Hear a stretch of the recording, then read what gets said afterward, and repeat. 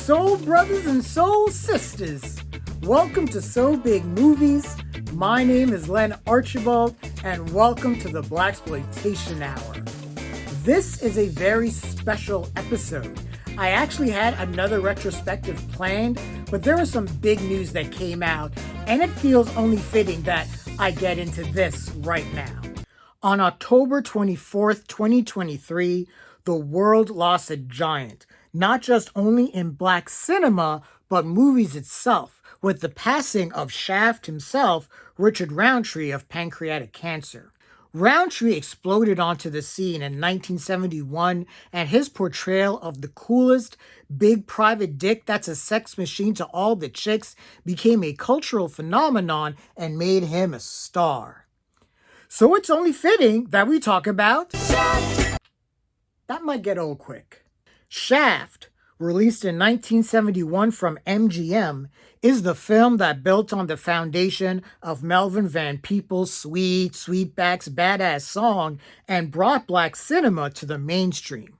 The film was directed by the incredible Gordon Parks, filmmaker, poet, photographer, and composer who rose to prominence during the 1940s through the 1970s for his photojournalism, specifically pertaining to poverty for a federal government project and civil rights. His photo essays published in Life magazine are considered iconic imagery. Parks' first job was as a piano player in a brothel when he was a teenager and began his versatile career continuing to compose, including a ballet dedicated to Martin Luther King. During the 50s, Park worked as a consultant on various Hollywood projects, eventually being commissioned by National Education Television to direct a documentary series focusing on black ghettos in the United States. His autobiography, The Learning Tree, was adapted by Warner Brothers 7 Arts, with him writing the screenplay and collaborating with Henry Brandt to compose the score as well.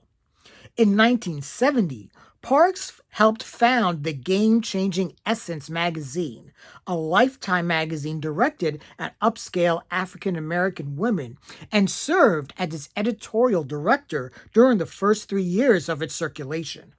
To say Gordon Parks' contribution to enrich the lives of not just people of color, but the world over can't be measured is a gross understatement. Shaft was based on a series of novels following the private detective, written by Ernest Tidyman, a white author who not only introduced the world to Shaft, but Detective Popeye Doyle as well, with his work on The French Connection, which brought Tidyman the Academy Award for Best Adapted Screenplay. The 1-2 punch of Shaft and The French Connection made Ernest Tidyman one of the top screenwriters in the business. Tidyman's philosophy on creating the John Shaft character was based on his personal experiences with smart and sophisticated African Americans and wanted to create a black hero who thought of himself as a human being but used his black rage as one of his resources along with intelligence and courage. Tidyman got into producing and produced Shaft's sequel, Shaft's Big Score. Tidyman would eventually be recognized by the NAACP for his contributions in creating the John Shaft character. Tidyman co-wrote the screenplay for Shaft with John D.F. Black, who was not black, but was mainly a television writer, primarily writing for Star Trek, but also wrote for The Mary Tyler Show, Charlie's Angels, Hawaii Five-0, The Fugitive, and Mission Impossible. Black also served as an executive director for the blaxploitation flick Trouble Man, starring Robert Hooks and featuring Marvin Gaye's great soundtrack. Once Tidyman, Black, and Parks were all signed on to collaborate for Shaft, the next step was to cast the iconic private detective. Funny enough, the original plan was to cast Shaft as a white male, but Gordon Parks insisted to keep true to the source material and cast African-American Richard Roundtree for the role in his first major film debut. And that one decision changed the course of cinematic history forever. Roundtree started his professional career around 1963, working as a model at the Ebony Fashion Fair, and began modeling in ads for such products as Johnson Products, Duke Hair Grease, and Salem Cigarettes. Roundtree joined the Negro Ensemble Company in 1967 and portrayed boxer Jack Johnson in the company's production of The Great White Hope. Roundtree made his first big screen appearance by playing a minor role in the film What Do You Say to a Naked Lady, a 1970 American hidden camera style reality film directed by Candid Camera creator Alan Funt. But it was his next role, Shaft, that put Roundtree on the map. Richard Roundtree's portrayal of a slick, cool, tough, yet sensitive black power force of nature had many hailing Shaft as the first black superhero. So we have writers, director, and a star. What else are we missing? Damn it! Ladies and gentlemen, let me introduce you to Issac Hayes. Oh, shut up, Lenny. Everyone knows Issac Hayes, composer, actor, and songwriter who was one of the major creative forces behind Stax Records and helped to create their soulful sound as an in-house songwriter, session musician, and record producer, teaming with partner David Porter during the mid-60s. Hayes actually wanted to be in Shaft, as John Shaft himself, but wasn't aware that Richard Roundtree was already cast. He does appear in a cameo, though. Gordon Parks asked Hayes to compose some music after sending some raw footage of the film. Parks also had a hand in composing the theme, describing the character of John Shaft as the black private dick who's a sex machine to all the chicks to Hayes, and explaining that the song had to familiarize the audience with him. Hayes wrote 3 pieces for those scenes: the theme from Shaft for the opening title sequence, Soulsville for a scene in which Shaft walks through Harlem, and Ellie's love theme for a love scene. MGM was happy with Hayes' work and hired him on to compose the rest of the score. Between tour dates, Hayes spent 2 months working on the score at MGM Studios. And to say the score for Shaft was a game changer in of itself is a massive understatement. The soundtrack album for Shaft peaked at number 1 on the Billboard 200 and spent 60 weeks on the chart. It took the top position on the top R&B albums chart for 14 weeks, gaining platinum status within a month of its release. Both the theme from Shaft and Do Your Thing became top 40 singles on the Billboard Hot 100 chart, with the theme from Shaft peaking at number 1. The Shaft soundtrack is one of the highest selling of all time. The theme from Shaft won 3 Grammys in 1972. The National Association of Television and Radio Announcers claimed Shaft its Album of the Year award. Issac Hayes became the first African American to win an Oscar for a non-acting category, as the theme from Shaft won Best Original Song. He was also nominated for Original Dramatic Score, losing to Michael Legrand for the score to Summer of 42. Take a guess in which score has stood the test of time and has gained more popularity over the years. Sometimes the Academy just gets it wrong. So we have all the proper ingredients to create lightning in a bottle, introduce the world to one of cinema's great heroes, have a righteous score to groove to, and honestly, just have a fucking good time at the movies. Whew, that's a lot. But this is motherfucking Shaft. We need all that context to get into it. Mr. Roundtree, this is dedicated to you. Let's go. We open on a wide shot of New York City in 1971, eventually landing on 42nd Street, where titles like The Scalp Hunters, which sounds like a fucking awesome movie, Little Faust and Big Halsey, and a pair of double features, He and She and the Animal, and School for Sex and the Wild Females are playing. As a film buff, I already like this brief setup. New York in the 70s was wilding out, and skin flakes and porn houses were a big deal. This was where you would find some of the most sus people. Already Gordon Parks is establishing the world that Shaft lives in. This New York is dirty, grimy, and is full of the underbelly of the city. Shaft was filmed in Harlem, Greenwich Village, and Times Square, and New York itself feels like a character and one where you have to be tough to survive these streets. But that hi-hat kicks in, that title bursts out, and emerging from the depths like a black power phoenix, we are introduced to our hero John Shaft, looking as cool and sharp as he can, rocking the fro, sideburns, turtleneck, and that jacket in the only way he knew how.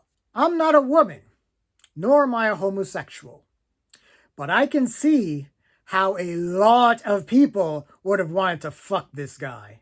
Shaft just jaywalks because he doesn't give a fuck. And this was our first example that this black dude was going to do what he wants. No one was going to stand in his way. And no one was going to fuck with him. I can't stress this enough. Apart from Sidney Poitier smacking the fuck out of a bigot in the heat of a night years earlier, the character and overall demeanor of John Shaft was revolutionary. Already, it's been established that Shaft has agency, strength, and an attitude that for a black character was refreshing, and at the start of the cynical 1970s, after the assassinations of Martin Luther King and Malcolm X, was needed.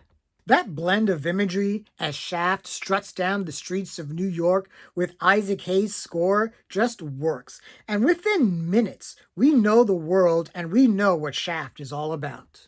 The film's cinematographer was Urs Firer from Indonesia, who was pretty prolific, serving as DOP for 25 films before his untimely death at 40. His shots bring a cinema verite style that gives Shaft an almost documentary-like feel at times. And this kind of photographic style was all the rage, starting in the late 60s with the new Hollywood/American New Wave movement, as filmmakers took a more realistic approach to their films, inspired by the New Wave movement in France. The film's editor was Hugh A. Robertson from Brooklyn, born from Jamaican parents. What? Robertson is credited as an editor for only 4 films, but 2 of them are doozies: Shaft and Midnight Cowboy, in which he won the BAFTA Award for Best Editing and was the first African American to be nominated in the editing category. Are we starting to see elements of the perfect storm gathering? The film was produced by Joel Freeman, who has enjoyed a very long career in Hollywood, serving as associate producer on Francis Ford Coppola's Finian's Rainbow before acting as the producer for Shaft, where his career took off. He would produce Trouble Man Next, the vampire comedy Love at First Bite, the Chuck Norris actioner The Octagon, and the soap opera parody Soap Dish, to name a few of his credits. Who's the black private dick that's a sex machine to all the chicks? Shaft! Damn right. I can't even fathom how people reacted to the lyrics from the theme from Shaft when they first heard it. This song proves that being hip to the hip talk will always be a thing. Right on. Shaft hits up a blind vendor, Marty, played by Lee Steele, who informs Shaft that some cats are looking for him. How the hell should I know it? Everybody looks the same to me. That's a great line.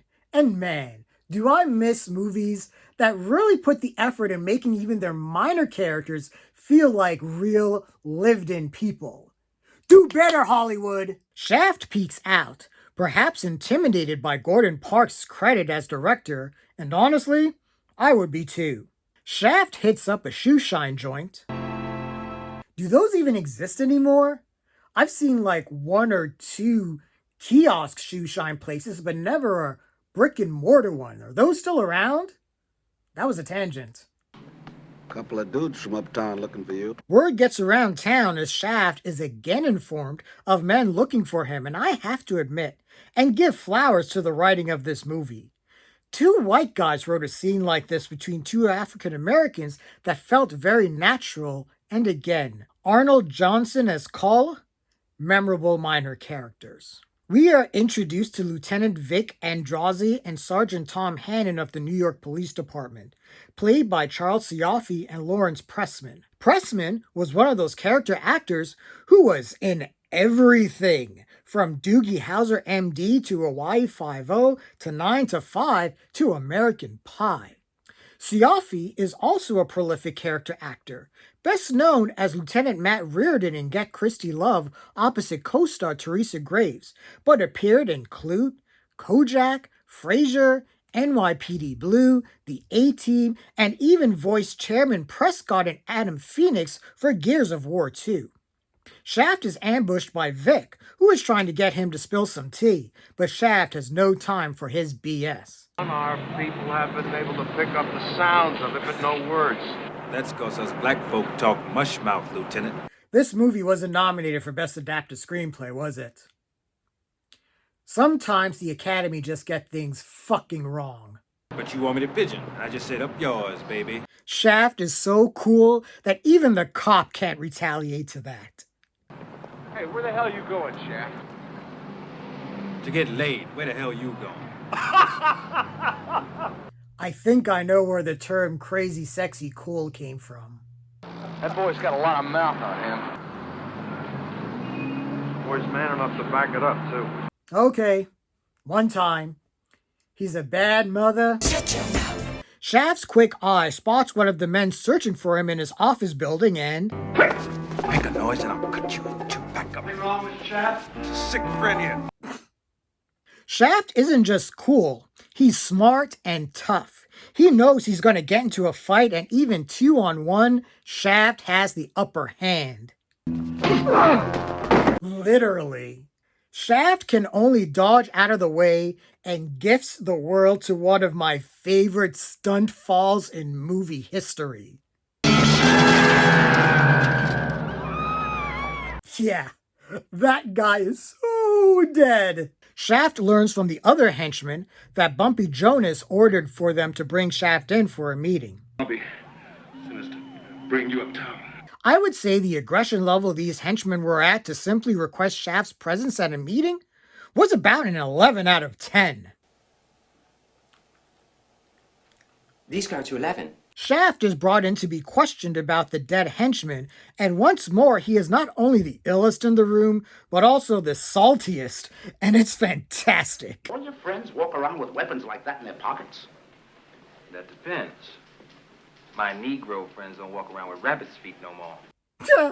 I also love how Vic is enjoying every moment of the other detective, Brian Leibowitz, played by Joseph Leon, getting his ass verbally handed to him by Shaft.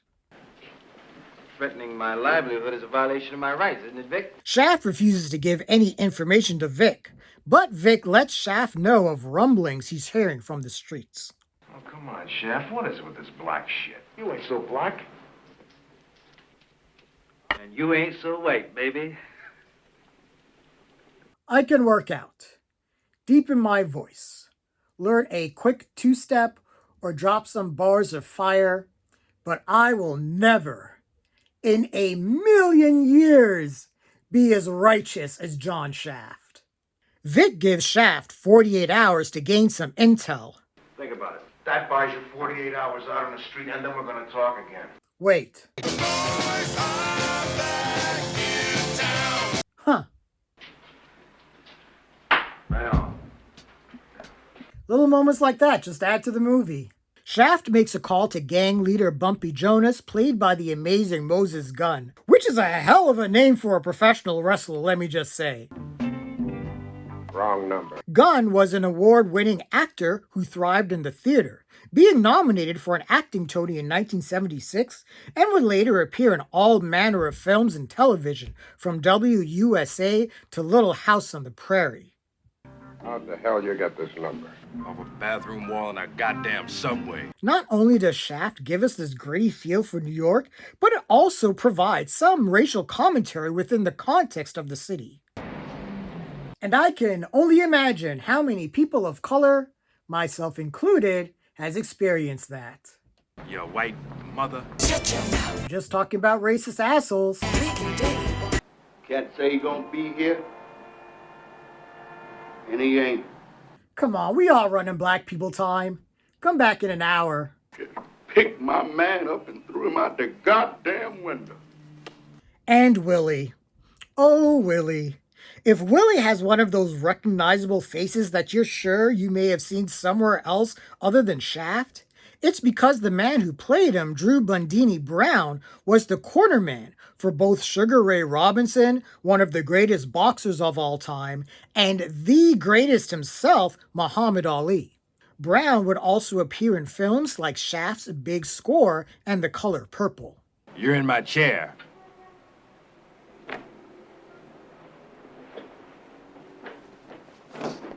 Bumpy, don't play with this man. Bumpy lets Shaft in on the 411. His daughter has been kidnapped with no ransom and no way to find her. Because of who he is, he can't go to the police, and Shaft can cross worlds between black and white as a detective. You find my baby. Yeah, this is a great fucking movie. Even as teary-eyed as Bumpy gets, Shaft still doesn't let him off the hook. You send another cat after me with a gun, I'll kill the motherfucker and I'll come looking for you. Issac Hayes serenades Shaft through the city as he does his detective work looking for a man named Ben Buford, and holy shit, is Melvin Van Peebles! Hell, I am too. He owes me 6 months' rent. Last week I talked about Abby, and that film had a similar montage where characters were looking for Abby, but the music and editing choices were just off-kilter. Here, though, even though it's just Shaft going through the city, the editing and the music makes this a lot more compelling. It's rising too. No, I ain't seen him. I ain't seen him. Thanks. Hey, know what number was today? Black life in the 70s. Shaft meets up with Bunky, played by Huggy Bear Antonio Vargas, who was already spotlight when I discussed Foxy Brown. 20. Oh, so that Ben Buford. And I think he still thinks he's playing Link. Yes, I know Foxy Brown came out after this movie. All that detective work drives a man's libido crazy and is just hot on the skin.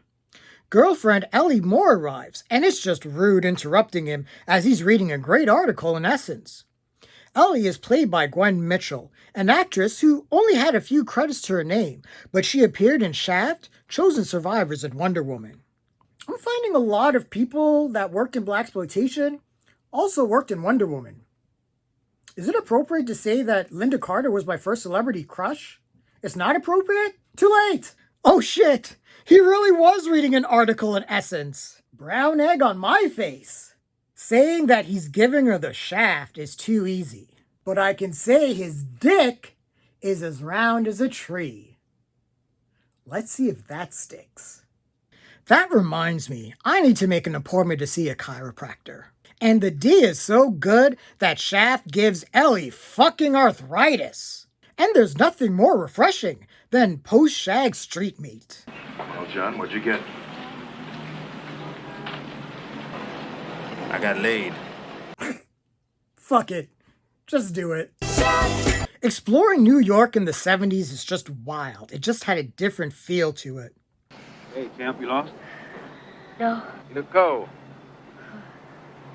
Don't do that. You know he's gonna spend it on cocaine. Shaft hits up some black militants, led by Ben Buford, and we get a great head-to-head between Richard Roundtree and Christopher St. John, known best for his role in Top of the Heap, which he wrote, directed, produced, and starred in.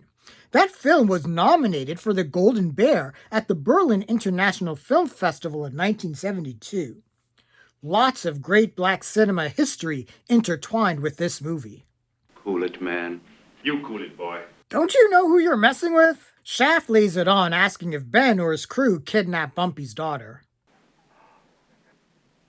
Guys, I don't think laughing's gonna make you look any less guilty. It's also nice to see that they're all Denzel Washington fans. Don't tell me, man. Where the gun? Gun here. Not the roof. This way. Shaft is clearly not a fan of Jim Morrison. Everything's gonna be alright, man. Let's go over there and be quiet. Let's see how many people get that reference. Curious to see what my audience is. Ben's crew is ambushed, while Shaft shows he would have made an effective Batman and an effective Bruce Wayne. Ben wants to get some scissoring in, but Shaft wants none of that. Young man, please. Don't do that.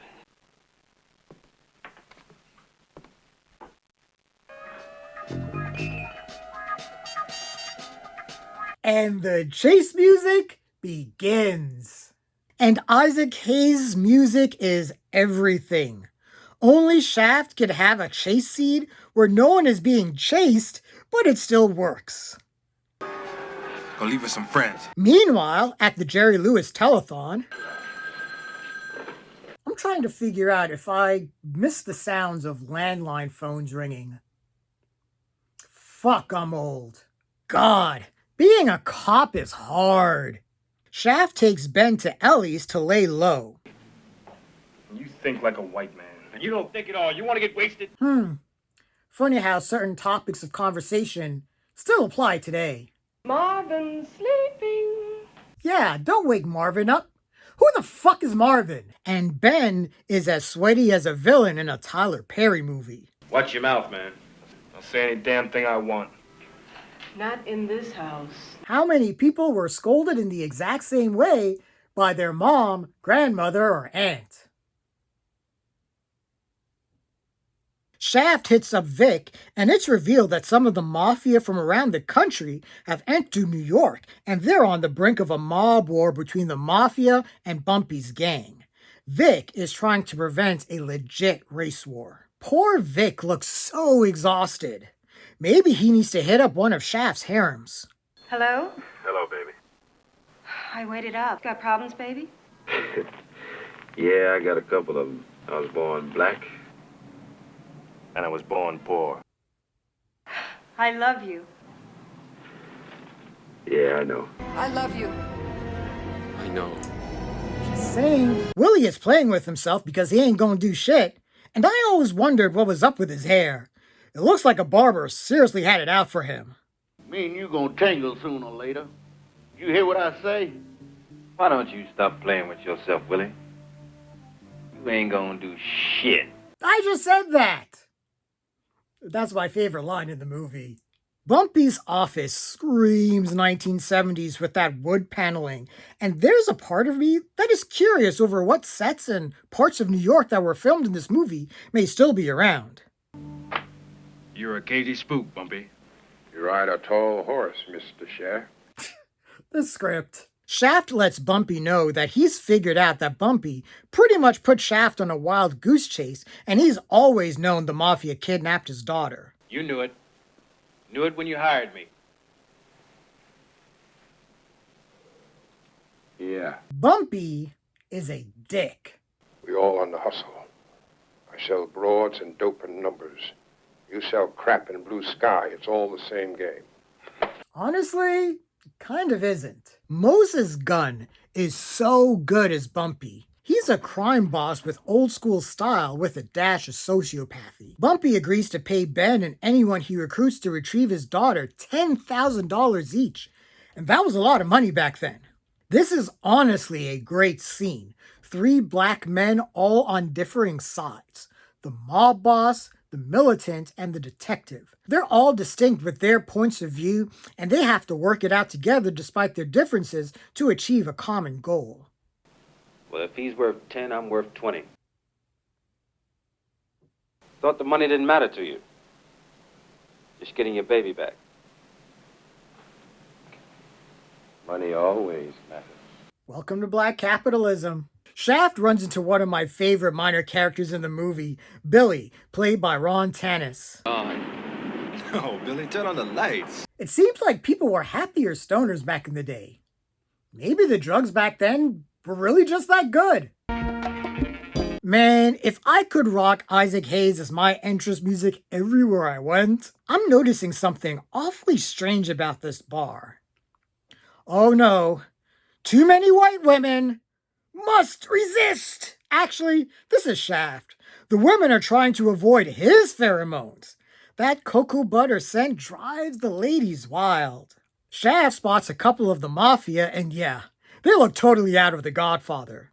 And that film hadn't been released yet. I always love the dude that is just casually passed out at the bar. Little things that just makes this world feel real. Johnny. What do you say, Rolly? Good coat. Yes, we get it. You want to fuck Shaft. Get in line behind the other 4 billion people on this planet. How about let me take over the bar for a while? Nothing I wouldn't do for $20. I I think even if he was straight, he would still say that. Funsies. Great. Now Shaft has to call HR. Shaft shows that he may even be a cooler bartender than Tom Cruise, and he doesn't even need to juggle any bottles. The bartender Raleigh is played by Rex Robbins, a famed stage actor who appeared in over 60 stage and movie productions, making his stage debut in One Flew Over the Cuckoo's Nest, and was the narrator Mysterious Man in the first national tour of Into the Woods. He was married with 3 children, and discovering that when I was younger shocked the hell out of me, because for the longest time I thought he was gay. There's nothing wrong with that. It's just Rex's performance was not some overly flamboyant and fabulous gay stereotype we would normally see in the 70s. Oh, what a pity. I've never met a vampire. You should have told us whose house this was back in the village. Girl over there with the dark hair and the groovy boobs. You really turn her on? That is how I am going to rank all women from now on, by how groovy their boobs are. Shaft gives a call to poor, exhausted Vic to let him know he's with 2 of the mafia goons. He's also able to get the drop on them as police enter.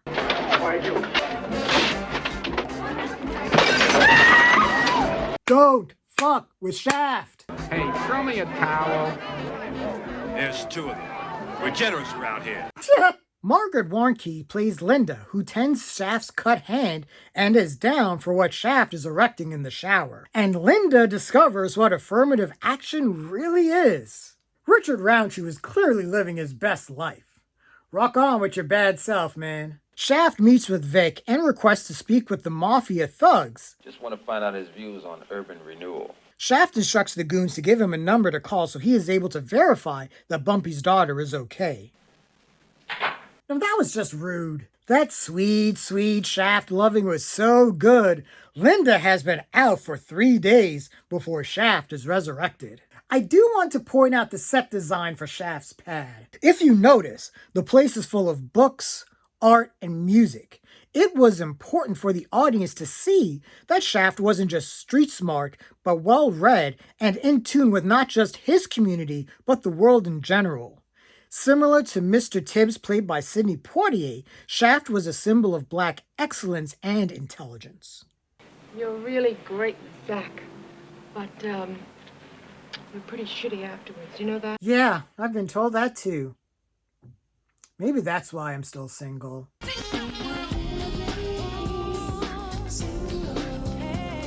Hey, baby, please close the door, huh? Hey. Close it yourself, shitty. Shaft pulls his gun out of the freezer. He's literally planning to ice someone. Poor, exhausted Vic enters and lets Shaft know that Vic's office was bugged by the captain and now he is in hot water. You gonna take me in? I will if I find you. Are you home? Hell no. That's too bad. Vic just may be the only good cop in New York. Close it yourself, shitty. I've always wondered why that waitress never looked directly at Shaft. Espresso. I get it's the food industry and 90% of those who work in it are stoners, but she seemed way out there. I always forget the lemon peel. Yeah, she's totally lit. I'm looking for a nigger named John Shaft. Just found him. Wop. If this same script was written today, even as a period piece taking place in the 1970s, would it be able to get away with half of the stuff that it's doing? Why don't you have some?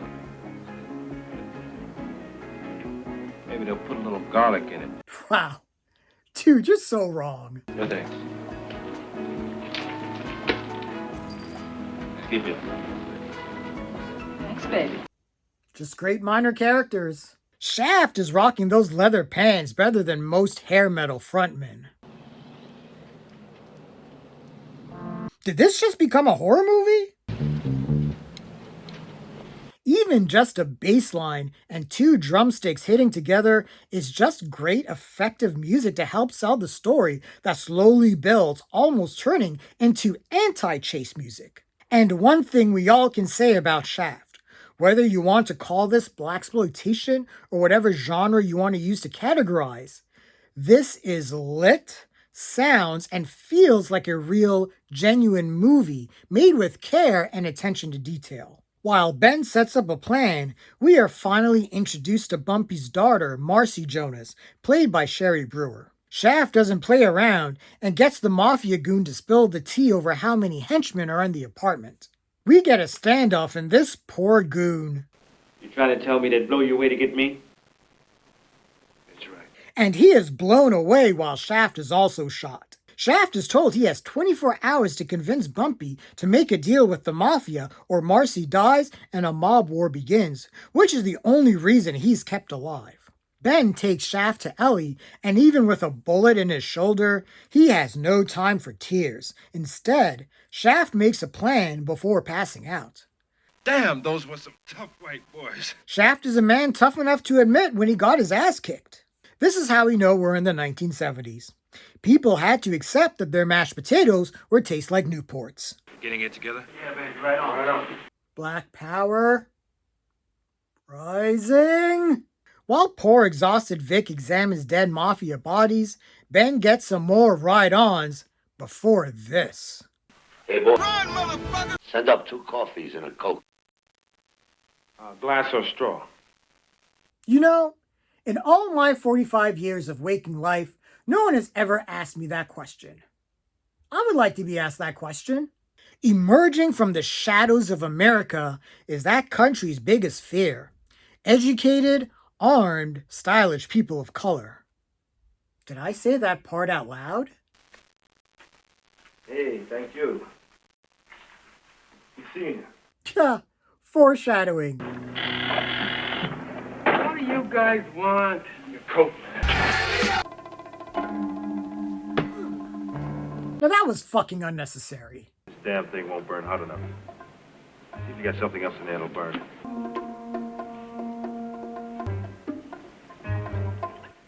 This is gin, man. This movie. Shaft needs to pregame with some nicotine as he's literally about to bring the smoke. Could you imagine being a visitor from small-town Missouri and had to share an elevator with these guys?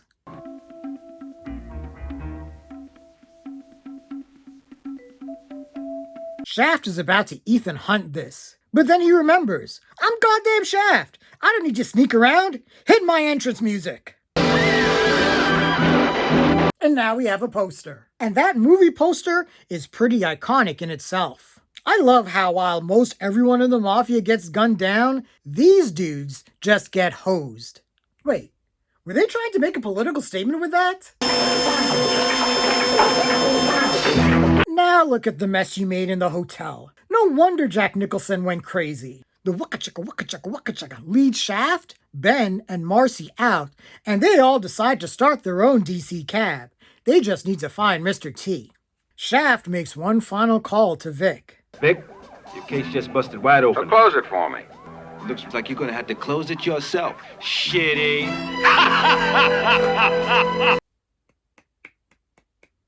Way to turn that around. And with that, Shaft walks into the New York night, still the absolute baddest mother. I'm just talking about Shaft. I've been talking about Shaft. What do you think I've been doing? MGM was a failing movie studio before Shaft was released. They hired Uniworld, a black marketing agency, to help market the film, which their description of John Shaft was a lone black super spade, a man of flair and flamboyance who has fun at the expense of the white establishment. The behind the scenes was also showcased, so audiences could witness how many people of color were behind the making of the film to appeal to those who would appreciate the film as a black production. Shaft was extremely successful in theaters.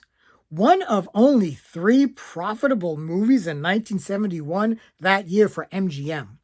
It was produced at a cost of $1.2 million and earned $10.8 million in its first year of distribution, $7 million of that in the US alone. Shaft's success and influence not only spawned several years of blaxploitation-based action films, it earned enough money to save the then struggling MGM from bankruptcy. So that lion roar should be singing the theme song for Shaft. Shaft as a film has been studied and examined through its themes of black masculinity, the depiction of crime, the roles of not just black men in society, the roles of successful black men in their neighborhood, along with what level of responsibility do they have to protect that neighborhood. There are valid conversations about Shaft as a flawed character, whether it be through his treatment of women as he is a hypersexualized character, or the idea that once he became a successful private detective, he moved out of Harlem and into the white Greenwich Village, while the black community believed that with Shaft's financial situation, he should give back to that community. Shaft, referred to as the first black superhero, had an enormous impact on the way black men were portrayed in American film. He was confident, strong, determined, capable, and decisive while having no fear of any white men. Roundtree played Shaft as a man who always placed himself in a position of power and agency with a style that was so distinct that it became to be known as swag. After Shaft, the representation of black men in films dramatically altered, and roles that would typically go to white men began to open up slots for black actors. Shortly after its release, Vincent Canby of the New York Times correctly predicted the wave of blaxploitation films to come. Future blaxploitation movies would try to emulate the success of Shaft and Sweet Sweetback, but some movies were crudely and cynically made, which repeated and exaggerated tropes of the genre, with stories surrounding pimps and gangsters or their female counterparts, violently acting out a revenge or retribution motif against corrupt whites in the confines of the ghetto or inner city. The original critical reception of Shaft was mixed. Roger Ebert gave the film 2.5 stars, while Gene Siskel gave the movie 2 stars, with both commenting that the film didn't go far enough to tackle themes of inner-city black life. And I get what some of the critics were saying, but Shaft was not made to be that kind of movie, and us critics sometimes need to slow our roll and not try to find some forced message in our heads we believe a movie should espouse when that's not the job of said movie. What is funny is that Shaft, all throughout the movie, has moments sprinkled throughout that told us everything we needed to know about that world. But Shaft is not a message movie. It's an action film. That was the kind of movie Gordon Parks and company set out to make, and I believe they were highly successful in that regard. Shaft was a success for both black and white audiences and was a breakthrough production. The film now holds an 88% rating on Rotten Tomatoes and has since been reappraised as the classic, game-changing film that it is. Shaft's legacy in motion picture history is secure. In 2000, the film was selected for preservation in the United States National Film Registry by the Library of Congress for being culturally, historically, or aesthetically significant. In 2003, Shaft was chosen as one of the 1,000 best movies ever made by the New York Times, and in 2004, the theme for Shaft was named the 38th greatest movie song of all time by the American Film Institute. Shaft would have 2 sequels, Shaft's Big Score in 1972 and Shaft in Africa in 1973, which, while having some moments of fun in their own way, never captured the spirit of the original film. A sequel/remake was created in 2000 with Sam Jackson playing Shaft's nephew. In the 2019 sequel, that would be retconned, so Richard Roundtree as John Shaft would then be Sam Jackson's father and Jesse T. Usher's grandfather. And the less we talk about that movie, the better. And let's get back to Richard Roundtree, the reason we are here. After Shaft, Richard Roundtree became one of those actors who appeared in everything. He was Slave Sam Bennett in the groundbreaking television adaptation of Alex Haley's Roots. He starred with Laurence Olivier in Inchon. He starred alongside Clint Eastwood and Burt Reynolds in the buddy comedy City Heat, and played Dr. Daniel Rubens in the soap opera Generations.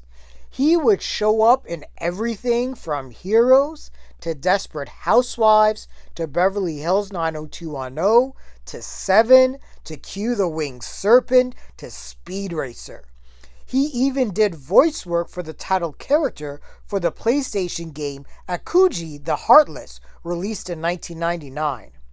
He would always find time to engage the theater and was featured in many plays as well. In 1993, Roundtree was diagnosed with breast cancer and subsequently underwent a double mastectomy and chemotherapy. He is survived by 5 children through 2 marriages. He was such a revelation as John Shaft that he would reprise the role in a short-lived 1973-74 television series titled Shaft on CBS. Roundtree would be the only person to ever play John Shaft, appearing in all 5 films and the television series. As a character with agency, freedom, confidence, and stature, I wanted to be Shaft. A lot of people wanted to be Shaft. Shaft has permeated pop culture, become a staple of not just black cinema, but movies in general, and just gives everyone an excuse to pump Issac Hayes' music as loud as they want. Here's how I would rate Shaft out of 5 Black Power fists. Story: 4 out of 5. This is Shaft, man. This is a great, compelling, urban detective story with a plethora of memorable characters and set pieces. John Shaft is a memorable hero, and having him in the gritty streets of New York only added to it. Filmmaking: 4 out of 5. Gordon Parks and company worked hard to create not a blaxploitation movie, but a movie that all audiences would enjoy, period, and it shows. The direction, acting, editing, cinematography, and music are all on point. And one more time, that screenplay is way better and nuanced than some give credit for. Soundtrack: 5 out of 5. It's Issac Hayes, man. Do I need to say more? This is the defining soundtrack of the blaxploitation genre and just one of the best movie soundtracks of all time. Black Power: 5 out of 5. John Shaft is a black hero with agency. He's not pushed around by anyone. He is able to rally militants to his cause. He is able to take on the mafia. This is all for Shaft. He's sort of a big deal. Negative stereotypes: 4 out of 5. There really were not that many real negative stereotypes that affected this film. Bumpy is a gangster, but he's more of the driving story device than a negative portrayal, as he is also very human in wanting his daughter back. We also have Ben's militant group, and we just generally have a lot of strong black characters in this film. Influence: 5 out of 5. I just spent my breath explaining how influential this movie is. I don't need to waste any more. Shaft kicked off the blaxploitation craze and opened the floodgates for more black actors, writers, and directors to be given more opportunities in film. Overall fun factor: 5 out of 5. Again, it's Shaft. Quit playing with yourself and go watch this movie. It's a hell of a good time. Doesn't matter where you come from. This is just fun, fun, fun. Shaft is one of those movies that I revisit periodically, and every time I watch it, my appreciation for it only grows. And I know that it has a special place in my heart, and it has a special place in a lot of other people's hearts. This is why the death of Richard Roundtree felt so gutting. It was like we lost a family member, one we all grew up with. But Mr. Roundtree has left an indelible legacy in movies that can't be tangibly measured. The dude was Shaft. What else is there to say? Thank you, Richard Roundtree. Godspeed, rest in power, and if you are getting anything in the afterlife, I hope you're getting laid. Right on.